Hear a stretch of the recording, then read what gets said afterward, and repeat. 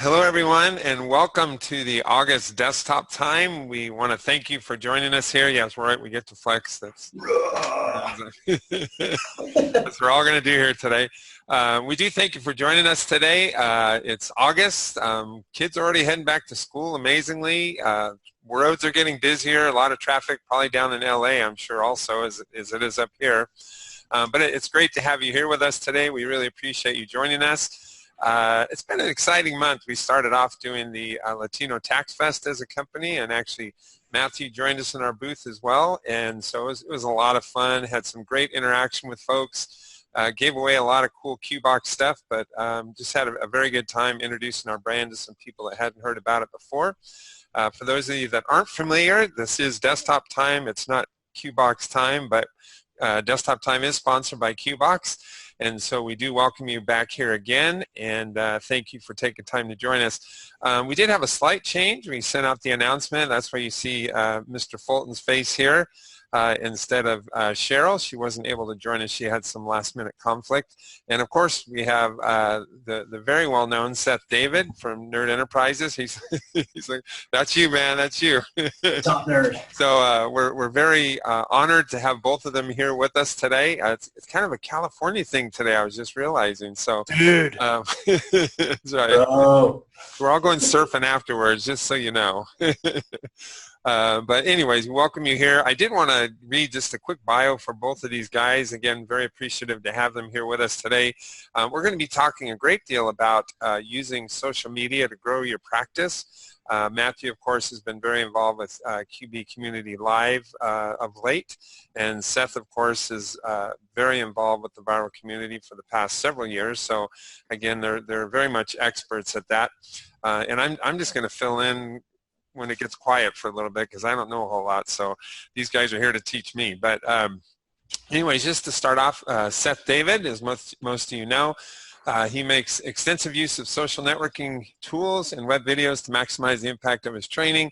His unique style and personal touch has helped him to develop a large worldwide audience consisting of accountants, bookkeepers, and small business owners, as well as general consultants and technology enthusiasts. He graduated from Pace University in 1996 and has a bachelor's degree in accounting. Prior to starting his own firm in 2003, he worked at Biggs & Company CPAs, an accounting firm based in Santa Monica, California, specializing in bankruptcy from 2001 to 2003. His role was to perform audits, prepare tax returns for corporations, S-corps, LLCs, partnerships, and bankruptcy compilation work for SEC reporting and litigation. I think you heard this before, huh? Previously, from 1999 to 2001, Seth was a senior revenue accountant for the Veterinary Centers of America. While there, he managed the revenues for over 80 animal hospitals, ensuring that the monthly closing entries were prepared so that the monthly and quarterly financial statements could be produced in accordance with SEC regulations. And Seth also worked as an auditor for United Government Services, a division of Blue Cross and Blue Shield of Wisconsin, auditing Medicare cost reports under contract with HCFA from 96 to 98. And Seth attended Pace University, received a Bachelor of Business, I think we already said that, in accounting with an emphasis on public accounting. So welcome, Seth. You very much are the expert, and that doesn't even do you justice, all the things that you teach and have taught in the past and your expertise. We also have Matthew with us. Again, thankful to have him, who is the co-founder and CTO of Parkway Business Solution, where he uses his passion for technology to create time-saving tools for accountants and bookkeeping solutions to fit the needs of the modern small business owner. Matthew is also the co-founder of the QB Community Live group that recently, as recent as last week, celebrated their 500th member, and they're growing like crazy.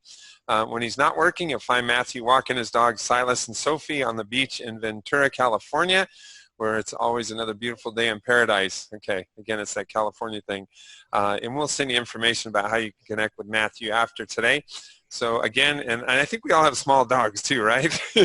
So we're all dog enthusiasts here in California, and so where it's always a beautiful day, but we're so grateful again to have you here with us. So I'm going to go ahead and turn the floor over to Matthew, and he's going to jump into the topic regarding social media for growing your practice.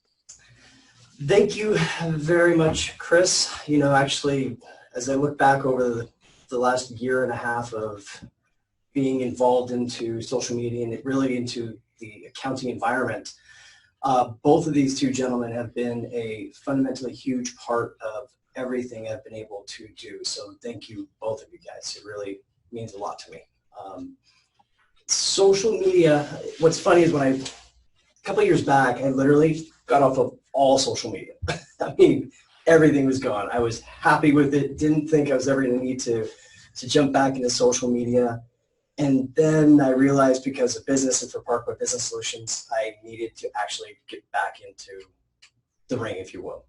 And it's only been about a year and a half or so that I've really tried to create my profile or my persona or reach out and start to become known.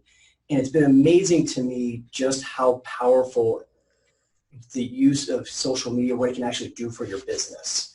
One of the things that kind of led to our group, QB Community Live with Linda Artisani, it really has been that idea of together we all succeed. And if you're diving into social media, if you're using it for the right reasons to not only to engage with other people, but to be helpful, you have a great opportunity to have your voice heard further by more people. And I found where I found my first voice was actually part of Intuit's community. They've got their own QB community itself, going in, answering questions for other people, trying to help. You know, when somebody would post a question about how to do something in QuickBooks or in accounting-wise, we would go in and answer questions and try to just, get some feedback to it. I found for myself that it helped me. They always say you learn more when you teach somebody else, right? And for me, I found that it actually helped me really, truly, fully understand the product and how to best use it. But it was also a way that if I was having a bad day or something, I could go in and by helping other people, it just kind of lifted my spirits.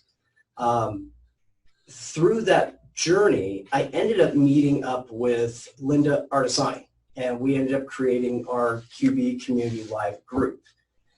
What that came from was we were both individually going in and answering questions and providing details of how do you do this or how do you do that in QuickBooks. And through a mutual friend, Maurice Bertigo with LedgerSync, I'd actually told Maurice that Linda was somebody. I'd noticed her videos coming up a lot more, her articles were showing up a lot more, and basically said, hey, Maurice, you really should reach out to Linda. You should show her your product. Maybe she could be somebody that could kind of be influential for you. And while they met, he actually told her about me, which led to us kind of connecting. And we got this idea that we wanted to have a group and we wanted to have a way that we could do like live Q&A, live webinar aspects to help more people out. Bottom line, like when I got a challenge in QuickBooks, reading an answer of how to solve it can be very, very difficult, and it isn't always the most helpful way to go about it. And I wanted to see video. So we thought if we were to start doing video responses, we'd go in, we'd grab a question, record a quick video showing and demonstrating how to solve that challenge, and then posting in the community. It would be helpful, and we were right, people actually enjoyed it. What ended up happening from that is we got this concept and we pitched it to Intuit that we wanted to have like a live reoccurring webinar where people could just come in and ask questions, any kind of a question around business relation that's business related, and we would try to solve it. If we didn't know the answer ourselves, it's okay because we had a community of experts we could draw upon also and use their knowledge from that as well. I'm going to share a quick video, which is one we put together that actually I don't think has really been seen before. So let me show that real quick here. This was a pitch video that we kind of created, which was fun. So let's go. Boom. Let's dive a little more into payroll. It's absolutely fundamental to running any business. The do-it-yourselfers, the people who have historical payroll and they found something they like how do you guys recommend making that transition? I love the first full service program. It's so inexpensive and it helps you stay compliant. They do everything, and for the price, I can't do it for what they charge if someone comes to you now, you got to get all that, whatever they had for payroll in the past, from January to July, you got to get that in there and have it all tie together. And if you go with the enhanced product, it's a lot of work to make all those pieces come together.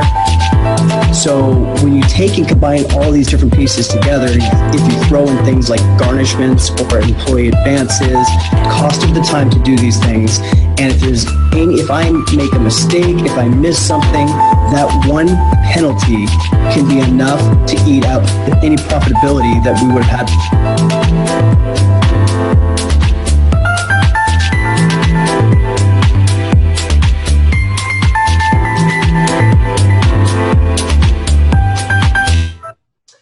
Kind of hard to believe that was just literally almost exactly a year ago that we were just trying to get our community started. And Chris, like you were saying, we just hit over 500 members in our group, which it's been phenomenal. What that's done for me and for our business, it's not that social media itself all of a sudden grew our business like, well, wow, we have all these brand new clients. What actually came about from that, thanks to Seth David, thanks to Gina Rodkey, thanks to so many people out there that I would talk forever to say thank you to every one of them, we had the opportunity to really actually connect with some of the greater minds in our industry. And through that interaction, our perspective of how things should be done has transformed, right? We now, we struggled for a very long time trying to figure out the right way to do pricing for our business. And we were way undercharging for the services we were offering. But thanks to, again, like Seth and his 97 and Up group, we've actually seen the error of our ways, and we're now able to charge more. We've grown our business because of that.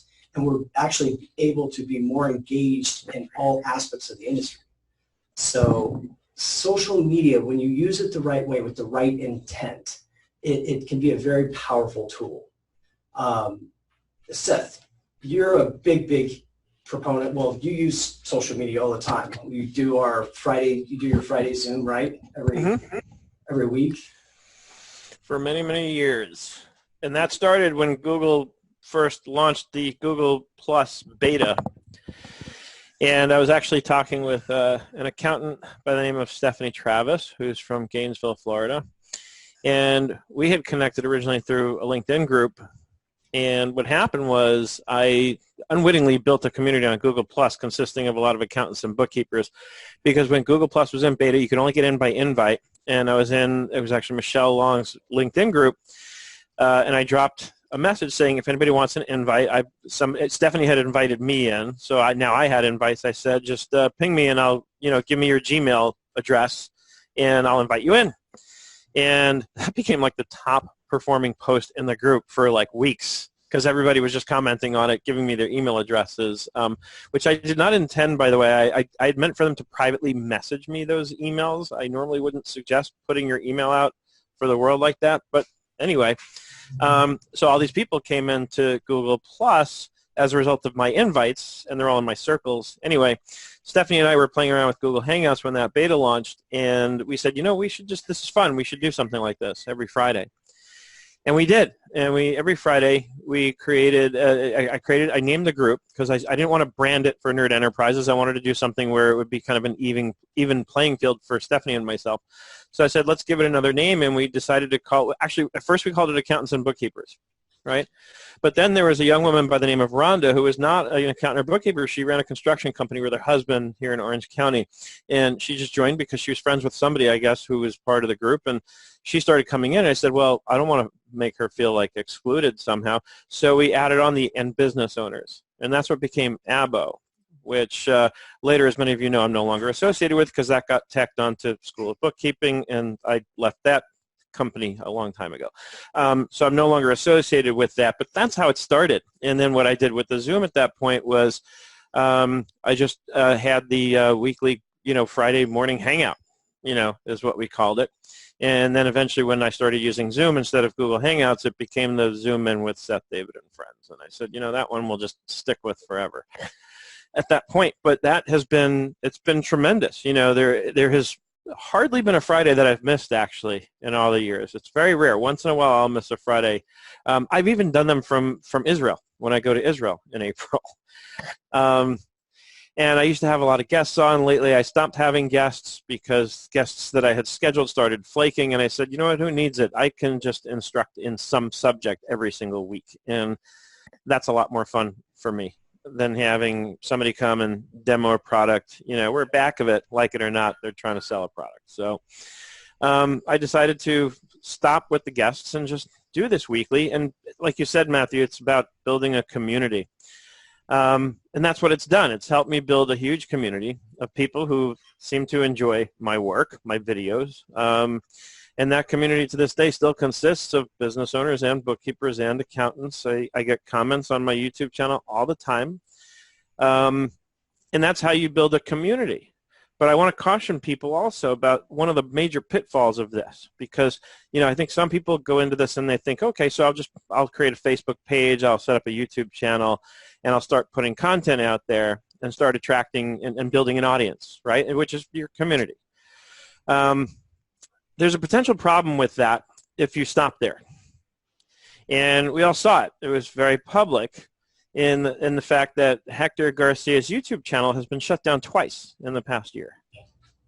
And in having his YouTube channel shut down, luckily both times it got reinstated, but he was immediately cut off from access to his so-called community or audience on YouTube. So I want to sort of stress today for people that the social media outlets that we choose to use, and there's different ones that are good for different kinds of businesses, I get that. And then there's ones where you'll find anybody there, you know, like Facebook. Everybody's pretty much on Facebook. Pinterest, I still get, I at one point I started building out Pinterest boards based on Excel videos in one place and different subjects of QuickBooks videos in another. And I stopped doing it because I just don't have time. But to this day, I still get messages that somebody's like repinned one of my Excel videos or one of my QuickBooks videos that I've done on there. I probably should get back to it because it seems to be a very effective channel for, again, you know, it's you're putting stuff out there. You're putting good content out there that people enjoy. They learn from it. You're doing it for fun and for free. And, you know, and seemingly you're expecting nothing in return for it, but obviously what we're hoping to get in return for it is people who like us, people who will then tell others, hey, Matthew Fulton's got some great videos he's putting out there. You got to go check him out. Go subscribe to his YouTube channel, right? But again, the pitfall potentially, if you're thinking of doing what we're doing, is that these channels can shut you down like that. If some algorithm kicks you out as thinking, and that's I suspect that's what happened with Hector. I don't know for sure. I don't know if Hector knows for sure, but it would seem that some algorithm kicked out his channel as being in violation of some terms of service. And when the first time he got them to overturn it, I guess they actually found a human who could look into it. And that human looked into it and figured out, okay, that was a mistake. It was some anomaly in the algorithm. And they reinstated his channel, although there was, from what I remember him saying, he had lost a lot of stuff, like he had to do some cleanup on the channel. So, you know, very disruptive. The second time around, from what I understand, and I haven't verified any of this, so I just want to be clear about that before people start shouting, oh, set this on desktop. My understanding is that the second time around, Intuit actually intervened and helped him. They reached out to YouTube. Intuit is a big enough company that they can probably get YouTube to listen a lot more than they would listen to you or me. And so they got him reinstated again, and since then there's been no trouble. But I want to caution people not to think of social media channels as your business model. It's not. It's a channel. It's a way of getting access to people. But I believe more than ever now, because of things like what happened to Hector and other things I've seen, that it's so important that we stay focused on the fact that this is just step one. When we go out into social media and we build an audience and build a community of people who are interested in what we're offering, ultimately, you've got to bring that community home. And what that means and what that looks like is I send a weekly email out, and I invite people to come to my website and opt in on my website. I've got a real simple opt-in form on my homepage of my website. You go there, scroll down. It's simple. You give me your first name, last name, and your email address. And I send weekly updates. And they're not really just updates. They're not like your typical, hey, this is the promotion we have this week. You'll see it's a plain text email that I write myself every Saturday morning and scheduled to go out at 1 a.m. on Sunday. So I find that I like to read stuff on Sunday. I'm more relaxed. I have time. During the week, I have no time. And I've seen other marketers doing it the same way, so I've taken a page out of their book. But ultimately what I've done is I've built up a list so that if Facebook shuts me down, if YouTube shuts me down, it's not going to slow me down much because I have my list of people that I can email right away and say, hey, by the way, Facebook shut me down, YouTube shut me down. I have no idea why, but here's where to go if you want access to my content. Right? So there's another big part of what you're talking about also, though, is it's that consistency as well. So, having the place where you're keeping the contacts, keeping the information to where you can reconnect with them in case you lose that channel. That's how you maintain it if something happens. But to grow your community, to do the things like you have, actually both you and Chris do a phenomenal job. It's the consistency of content and quality of content. Chris does a great job, like with the post that he does through Facebook, through social media, through Twitter. It's not just all business directed, business oriented, right? There's so much more to it. You love sharing stuff about different sports, even if Canada beats us sometimes. There's, Chris, tell us about your process a little bit of how you use social media.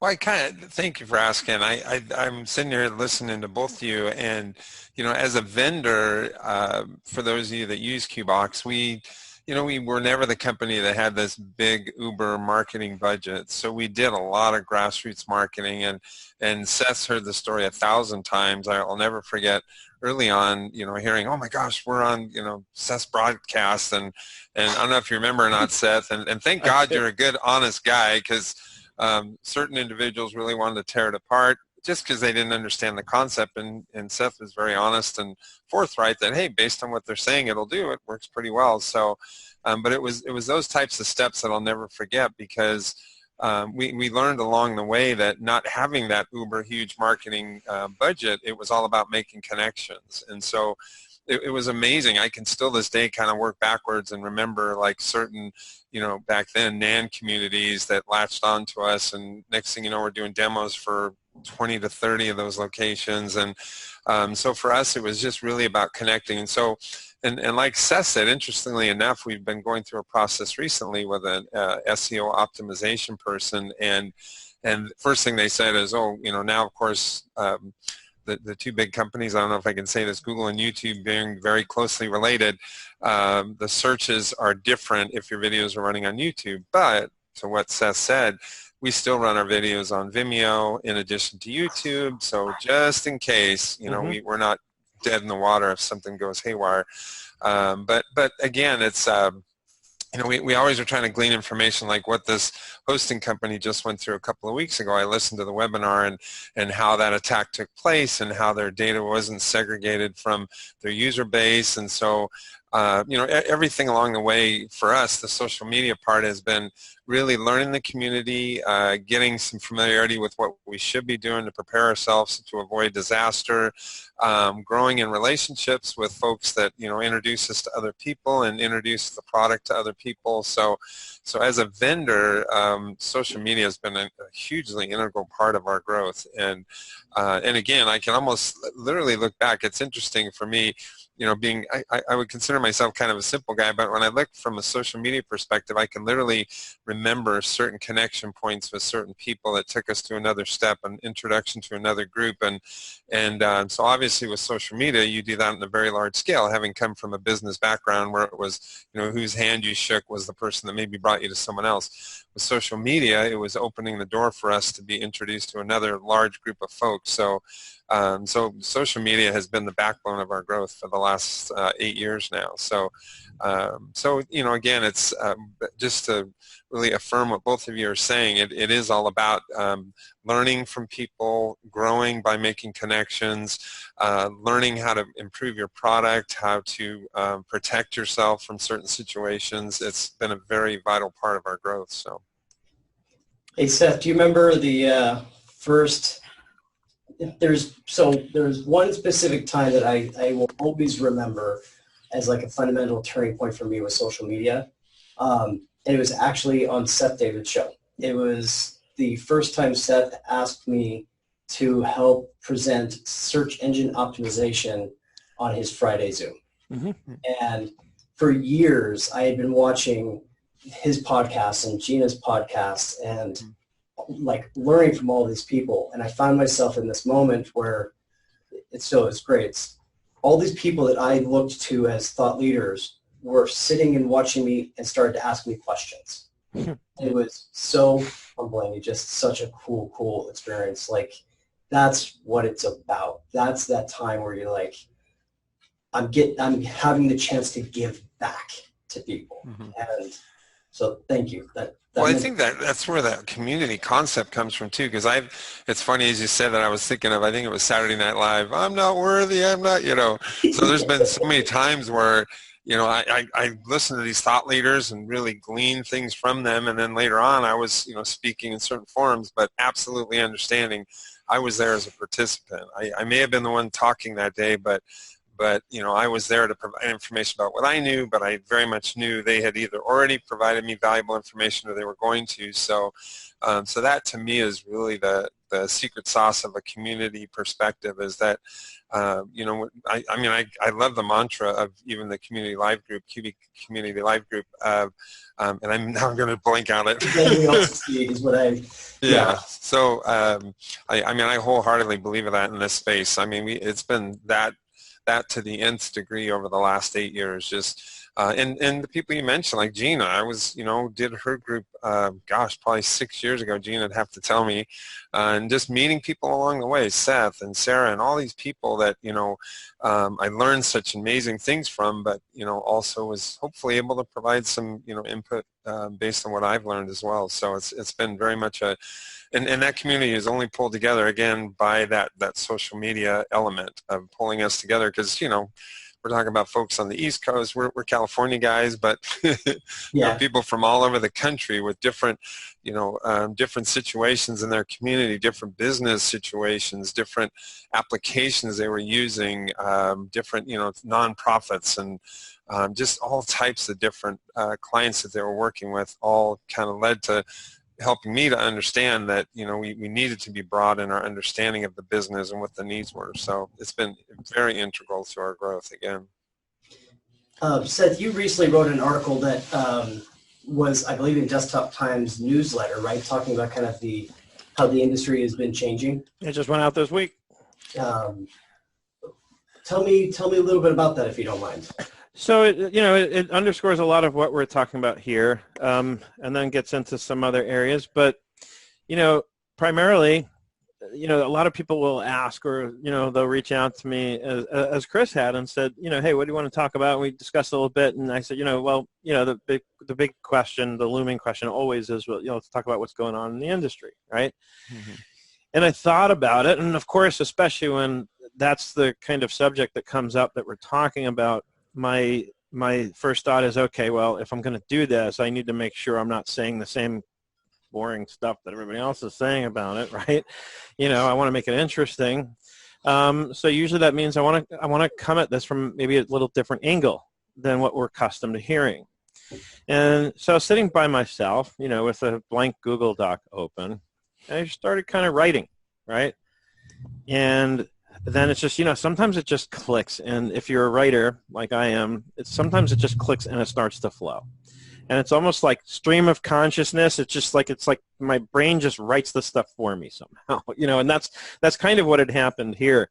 I said, okay, well, the big thing is change, right? I put change in all caps, that's what's happening, but that's what's always been happening. We're just seeing different versions of it. We're seeing the modern version of it. There was a time when it was revolutionary because we started doing accounting on computers, right? And people were probably in the same state of shock that they're in now about other current changes in our accounting industry. And it was like, oh my, wait, how am I not going to use green ledger paper anymore? The green ledger paper has been working for so many years. Why would I want to change that, right?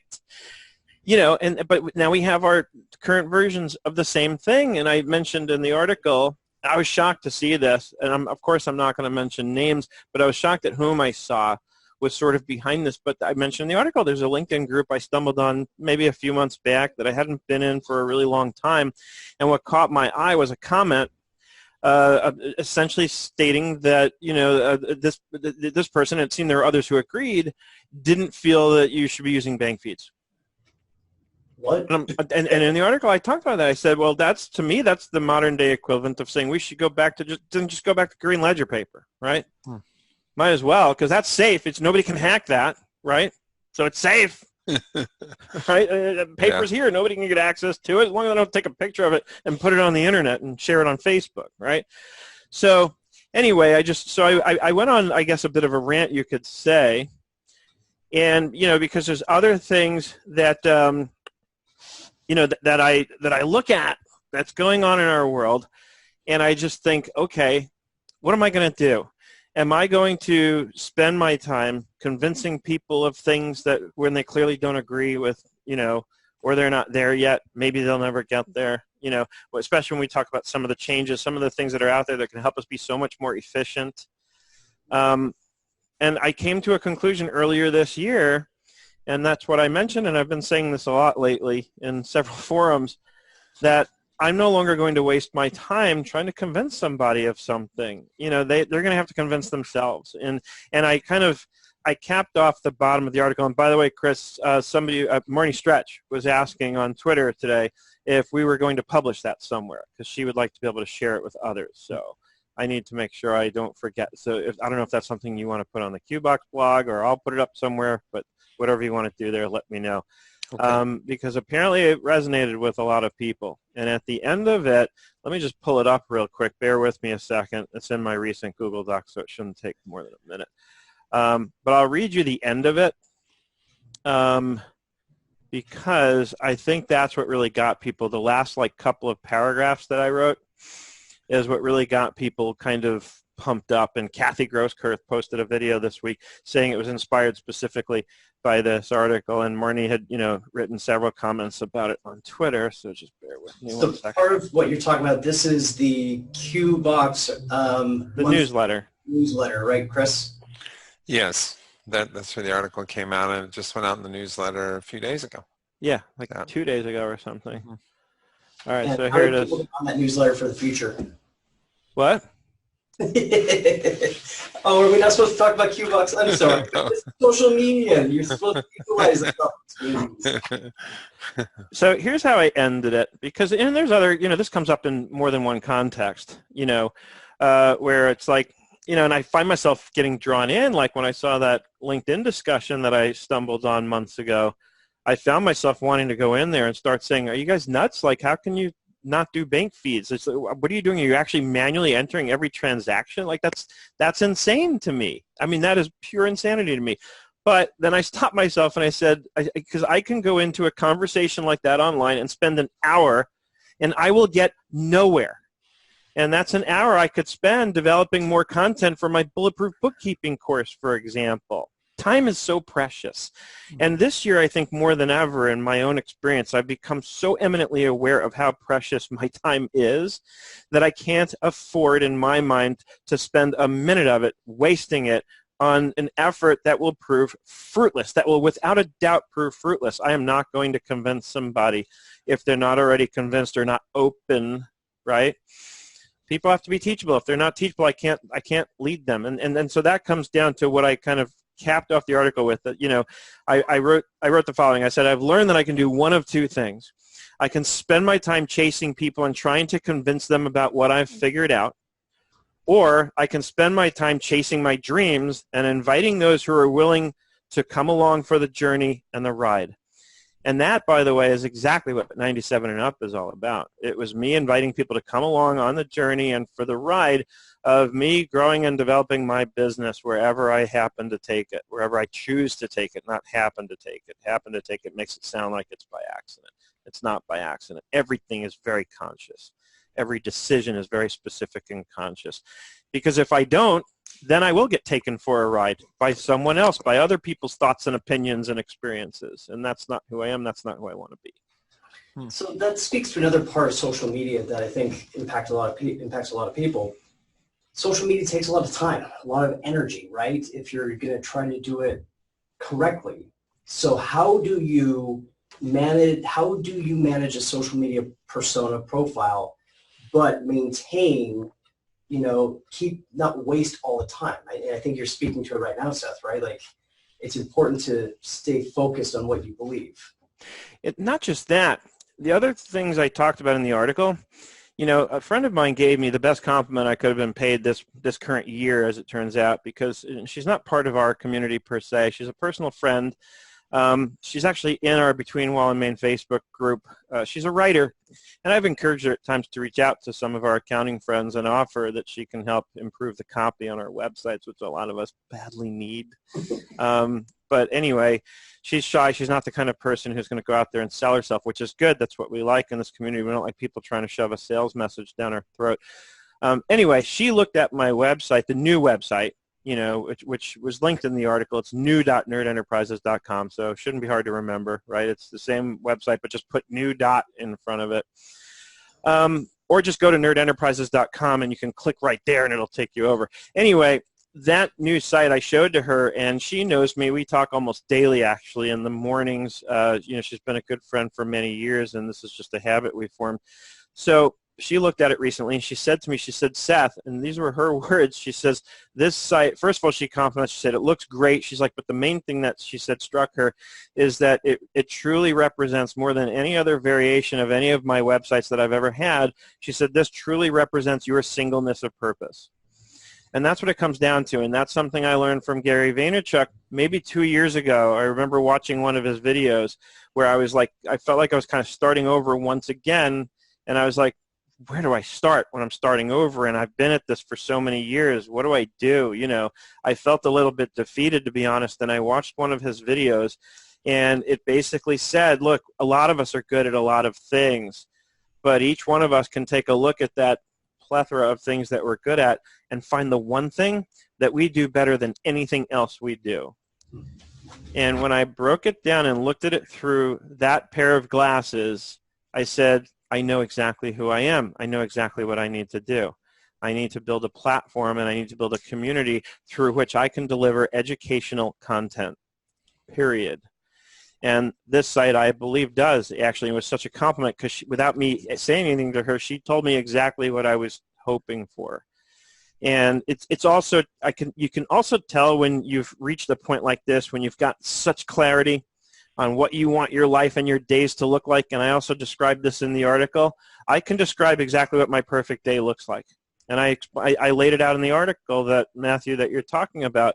I described that day. It's me getting up in the morning, making my coffee, enjoying the Wall Street Journal for a little bit, and then I've got no phone calls, no appointments, no commitments to show up for. Basically, at that point, I just open up a Google Doc, I open up Camtasia, and I get busy creating content, period. And the only people I speak to, frankly, on a day like that are people that I really want to speak to. People like you, Matthew, that I can call and say, let's go meet at Brent's Deli in Westlake tonight. That's what it's all about for me. That's the perfect day. And because I'm so clear on what the perfect day looks like for me, I believe it has translated in a number of ways. First of all, mostly internally. I am more comfortable in my skin than I've ever been in my entire life these days.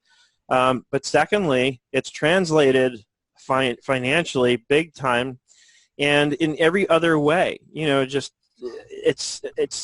I wake up feeling really good every day right now because I have that clarity and that singleness of purpose. And it's like unshakable now. Hector will tell you, because I know he said it publicly, how many times he's reached out to me for things this year and says, let's do this, let's do that. And my answer is nope, no, no, no, no. I love Hector, but I need to stay focused on what I need to stay focused on. And nobody will ever understand that but me. And lots of people are going to try and pull me in, and it's a compliment. I get that. It's an honor to have so many people reaching out to me and wanting me to work on projects and things with them. But if I allow these people if I say yes, I'm getting distracted from my singular purpose. And I've just explained exactly what my singular purpose is. And once I'm that clear on that, it becomes so much easier to say no. Because I used to be the kind of person that said yes to everything because I wanted to please people right? And you know what they say about people pleasers? You know what the problem is with people pleasers? Everybody likes us but us. That's the problem with being a people pleaser. So I've learned to say no. The power of no. So another aspect of that as well, like people that create, if you're engaged in social media, and if you're creating content, whether it's writing something, creating a video, anything of that nature, there's a certain amount of attention and focus that is demanded to do a good job with it. And if you're not if that's not your primary job in life, if you will, it takes me a long time to write an article and to design it so it looks nice and pretty and do all these things. So actually there's a power behind saying no, like you're saying, Seth, because when you find that passion, you've got that thing that you're fueled by, that's when some of my best content comes out, is when I find that topic that I'm just like, I can't stop writing or I can't stop creating on it. And by saying no, you can really grab that power, it sounds like. You know when my most powerful content comes out, and by powerful meaning I get the most dramatic response from people who receive it, is when I'm emotionally charged. And that can come in lots of forms. But I'll never forget, I think it was about 2 years ago, I got up one day and I got angry. I was talking with somebody and they shared something with me. QuickBooks Connect was coming up, and they wanted to know if I could do something on a certain night, and I was like, no, I have, and I said we, because I assumed this person would have been included without even thinking about it. I said, we have the Media and Influencer Summit dinner that night, like, aren't you going to that kind of thing? And the person was like, what is that? And it became clear quickly that they weren't, they weren't part of that. And anyway, around the same time, the Top 100 Pro Advisor list came out, which is something I've never been included on. And so I just got fired up.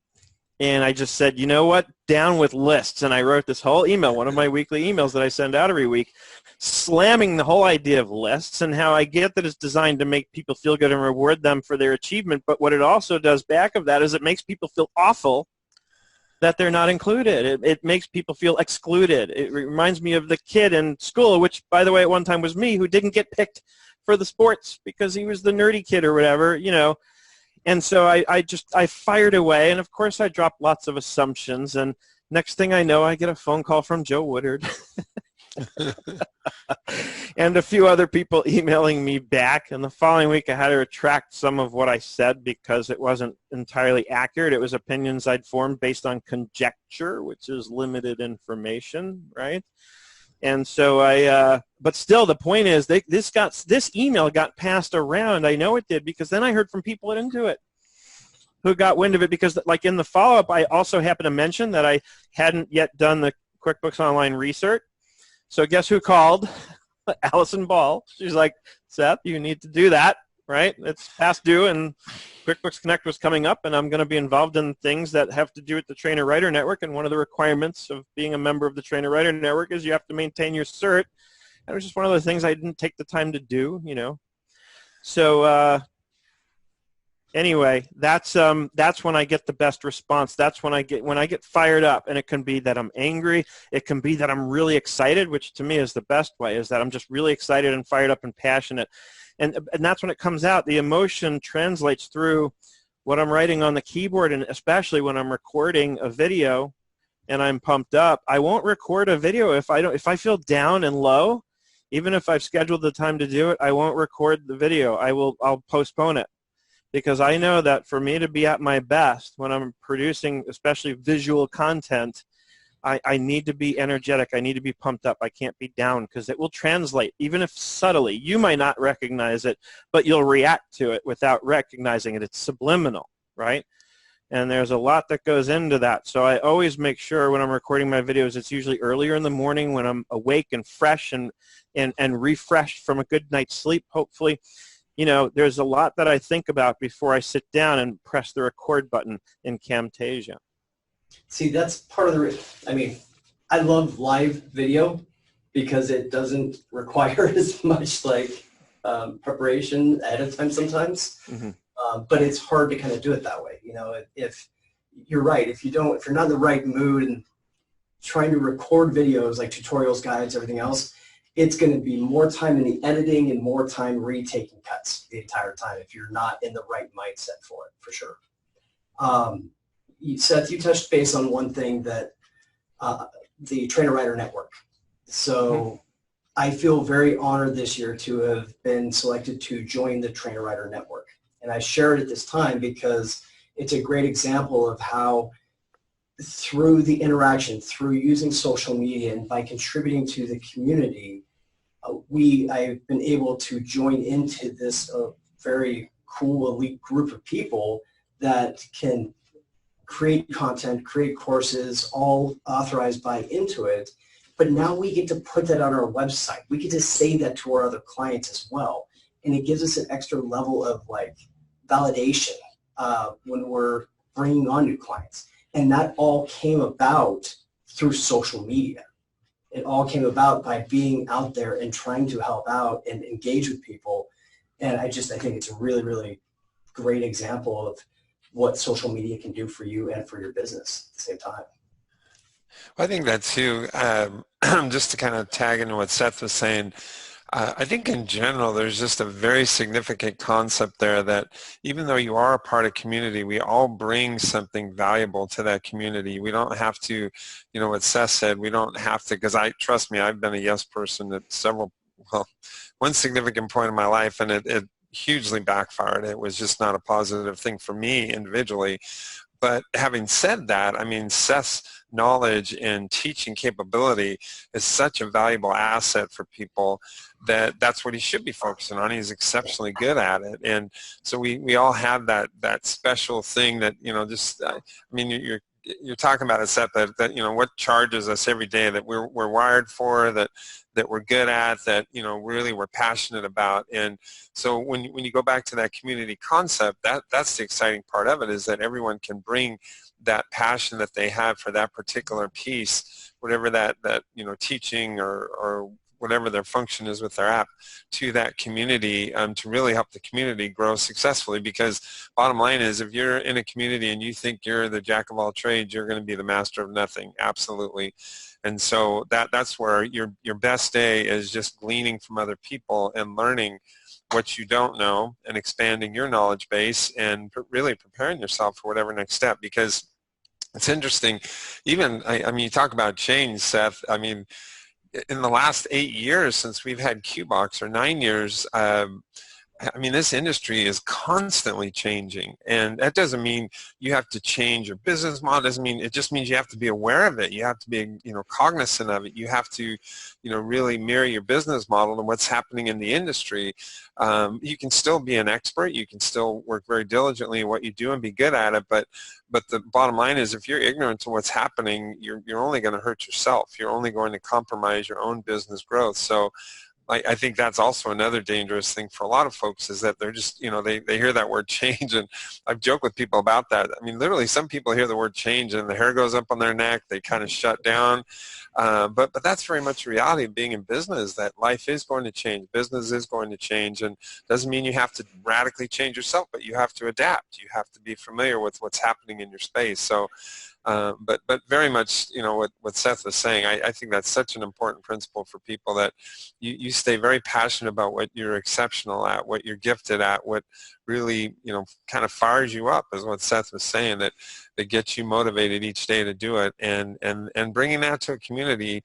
There's Seth can tell us there's innumerable amount of people that need his training, that need his experience and education about topics that are going to help them to grow their practice. So I believe that's a very good opportunity for anyone to be, you don't have to morph yourself all the time, but you do have to adapt, and you have to grow with what's happening in your industry. So, well, if you get back to understanding and having that clarity on your singleness of purpose, it will be very clear which changes you need to embrace and which ones you can ignore. Just like it'll get very clear which apps you need to use and which apps you can ignore. We talk about that a lot in 97 and Up. And I people email me, it seems, every week with some version of that same question. All these apps, how do I decide? And I tell them, just, you don't have to decide anything. If you don't have a problem to solve, then you don't need any app to solve it, right? That's 9 times out of 10, people will see, like, I'll get excited about ClickUp, which is the big project management app that I got excited about this year, moved my whole firm over to it, and I've been doing videos on it. And then I get emails from people saying, well, I now I have to learn ClickUp. And I'm like, no, you don't. Why do you have to learn ClickUp? I always start with that question that I fire back at them. Why do you need to learn ClickUp? Well, that's what you're using. So you're not, you and I are not the same necessarily. You don't have the same needs. I always say the one question to look at as the barometer for this is, does it solve a problem I don't already have solved, or does it solve one better? In my case, ClickUp solved one better. I had an app that I was using that I loved for years, but when I saw that ClickUp did and I started playing with it, little by little I got more and more sold on the idea that this would do a lot of what my previous application was doing, and it would do it better. And so ultimately, I checked myself by presenting it to Erica, who works with me, whom this would have a direct impact on if we made the switch. And I didn't bias her in any way. I just said, take a look at this, tell me what you think. I didn't tell her whether I liked it or didn't like it. I wanted a completely unbiased response from her. And she got back and said, I love it. She played with it, and she sold herself on it. And so now that I knew that we each independently sold ourselves on it, I knew it was the right move. That's how we make decisions. So again, if you've got that singleness of purpose clear, if you've got your manifesto, that might not be the best word to use these days, but if you've got that idea clearly written out of what you want to do with your life, right? I used to say when I started out, I think a lot of people do their careers backwards, right? Because we just kind of go through the motions. We go through school, we take the classes, and we study, and we focus based on the classes and things that we're good at academically, and it's almost like our career is chosen for us, right? And then you wonder that people find themselves, 5-10 years into their career, and they're miserable. They're not happy doing what they're doing.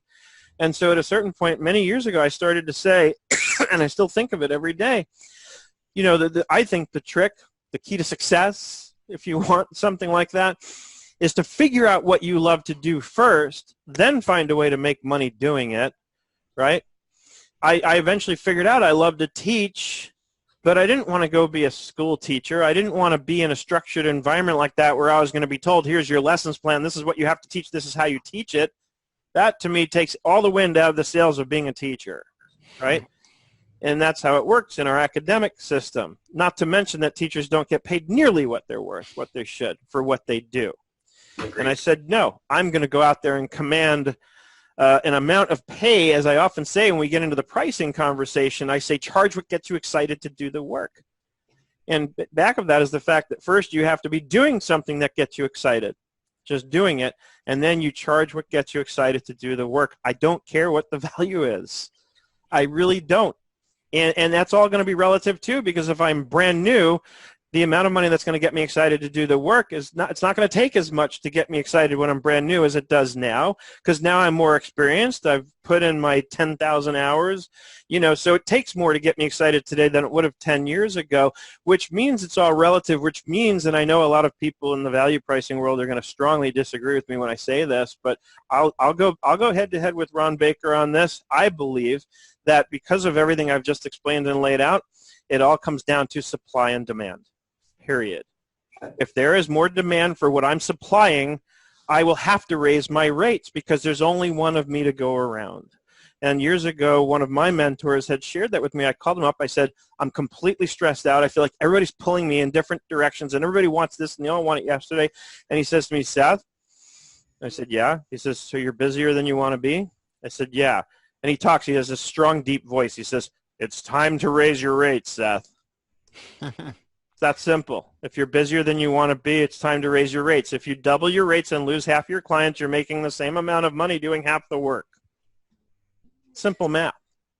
So real quickly, Chris, I know we're reaching the very end of the hour here, and I'd like to just real quickly show our QB Community Live Facebook page. I'm sorry, QB Community Live website is what I meant to say. Okay. It is just a site that we started putting together a while back. But really the bigger part of it is we've got it set up here to where we've got different videos that we put together from different events. You may remember these from one of our last desktop times, right? But what I really, really like is actually the resources page that I'm still continuing to build out and develop. The goal here is to provide different links to different websites, different people, to the different Facebook groups, to their blogs, everything that people can go to try to gather more information, basically. So we have obviously mine and Linda's. Seth is obviously on here because he's the top nerd as well. But we want to ultimately be able to build out kind of a big library of links and connections to different people that are all willing to contribute information towards the community. So based on that idea of together we all succeed, that's the whole point behind the site. And wanted to make sure people know about it. It's qbcommunitylive.com, and we've got all of our quite a few of our videos that we've done. These are all more like short videos of how to fix this, how to fix that, all listed in here as well, that people can reference. So again, qbcommunitylive.com. And to Linda Arsani out there, thanks, partner. It's been a lot of fun growing this group. We're now over 500. It means a lot. Thank you, Matthew, for sharing that, and thank you. We are kind of winding down here. I greatly appreciate both of yours being involved today and sharing with us, Seth. I'm a huge fan of yours, and so I do hope that the direction you're heading, people do get to experience the benefit of your knowledge base and the information you have to share, and you find the best way to present that to people. And Matthew. He's just Matthew, man. He's a good friend of the business, good friend of mine. So I'm just grateful you were here today again to join us. And thank you very much, both of you. And I think if I can, I tend to oversimplify, but one of the things I definitely heard today, shared primarily by Seth, was that you got to find what you're passionate about. Don't bumble through life and kind of end up at something saying, okay, I guess this is what I have to do. You're going to do your best work when you do something you're very passionate about and you have energy for and you're really dedicated to and focused on, because it's something that you really are interested in.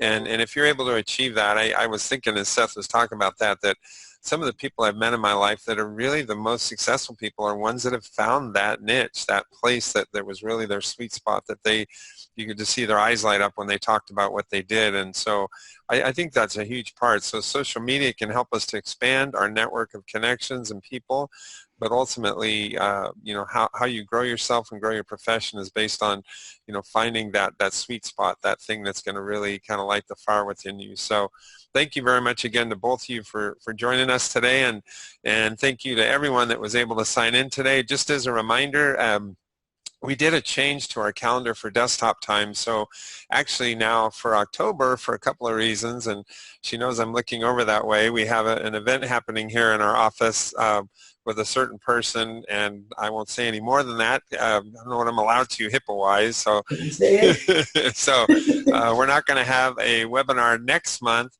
but in the month of October, so we're moving Taste the Q-Box to October is essentially what we're doing, and we're not going to have a webinar in the month of September.